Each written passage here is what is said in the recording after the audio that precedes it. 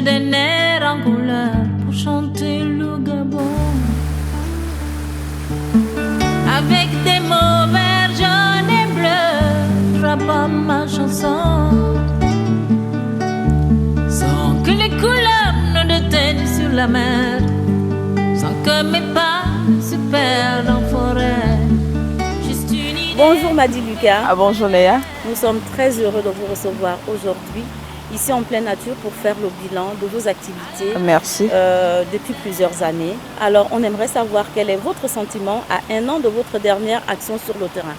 Déjà, je vous remercie Léa pour l'attention que vous portez sur notre ONG. Je ne dirais pas que je suis vraiment satisfaite, mais je ne dirais non plus que ce que nous avons fait n'est rien. Nous avons beaucoup travaillé et nous continuons de l'avant. Le but est de satisfaire les 9 provinces du Gabon et ce but, je ne l'ai pas encore atteint. Je ne l'ai pas encore atteint parce qu'il me manque pas mal de choses. Il me manque un moyen de transport, par exemple. Parce que pour aller dans des villages, j'ai besoin d'avoir pas une voiture, pas deux, pas une, il faut minimum un bus. Donc je ne l'ai pas, mais je fais quand même avec les moyens de bord que j'ai. Mais le travail que j'ai abattu durant ces 4 dernières années n'est pas un travail non plus regrettable. C'est un travail qui progresse au fur et à mesure parce que nous sommes quand même quittés de 5 villages pour se retrouver à 2 provinces. Ça veut dire que nous avançons, que nous travaillons. Donc je ne suis pas encore satisfaite. Mon but n'est pas encore atteint, mais je suis contente de voir que les choses vont de l'avant. Combien de provinces et de villages avez-vous couvert ces 4 dernières années? Nous avons couvert 46 villages globalement.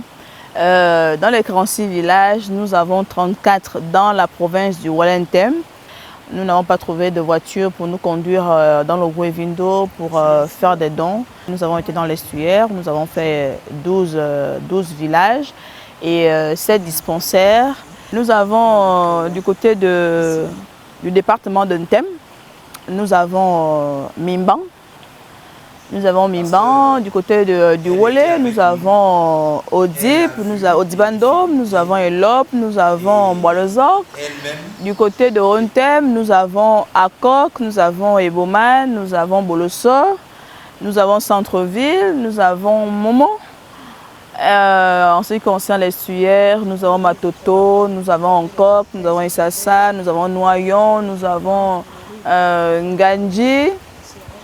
Et voilà, le reste des villages, ceux qui veulent, ceux qui sont intéressés pourront se référer à la page Secours Rural du Gabon et y trouveront la liste. Comment vous procédez pour dire là je m'en vais faire des dons dans tel ou tel village? Nous travaillons en collaboration avec les autorités. Donc, ce qui concerne les villages, nous travaillons avec les chefs de village. Les adhérents et moi, nous choisissons la province où nous allons. Et ensuite, nous sollicitons l'autorité, donc c'est-à-dire le préfet ou le gouverneur. Et ainsi, il nous dresse une liste des villages. Et par rapport à ce que nous avons, nous sélectionnons des villages que nous ferions des dons. Quel est en moyenne le volume d'une dotation dans un village aujourd'hui? Je reçois annuel 3 mètres cubes. 3 mètres cubes de dons. Et lorsque nous allons dans les villages, nous laissons 3 à 4 cartons selon l'effectif. Donc le volume d'un carton est 133 litres. Donc une partie la santé, une partie les fournitures et une partie les manuels scolaires. On aimerait savoir au niveau de votre politique de suivi, comment vous faites pour être sûr que vos dons sont utilisés à bon escient? Sur le terrain, c'est-à-dire au Gabon, je travaille avec mon vice-président qui est sur place et lors des distributions des dons, il remet son numéro de téléphone aux villageois. Lorsque quelqu'un veut se plaindre, il n'a pas besoin de passer par le chef du village parce qu'on sait qu'il peut y avoir des magouilles. Et, il passe directement par le vice-président qui me tiendra informé. Mais jusque-là, toutes les personnes qui appellent de la zone rurale n'appellent que pour des témoignages de bon usage. Donc nous n'avons pas encore un problème de ce genre et c'est une preuve d'ailleurs que des choses sont bien suivies.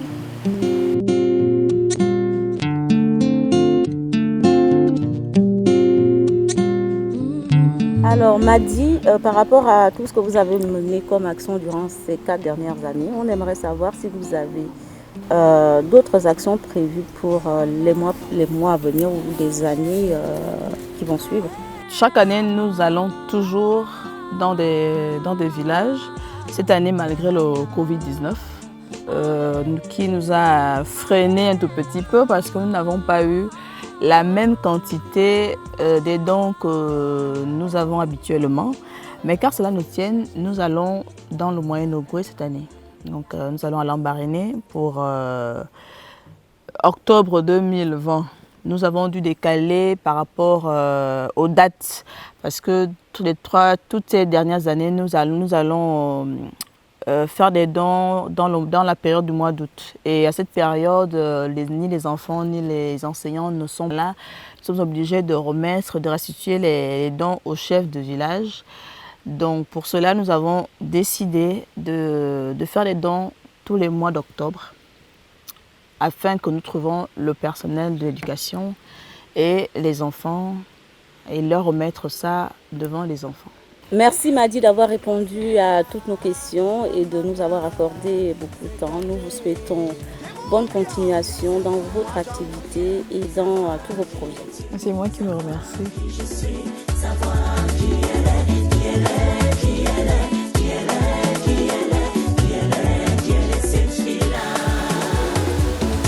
Alouk et le Vadazomo.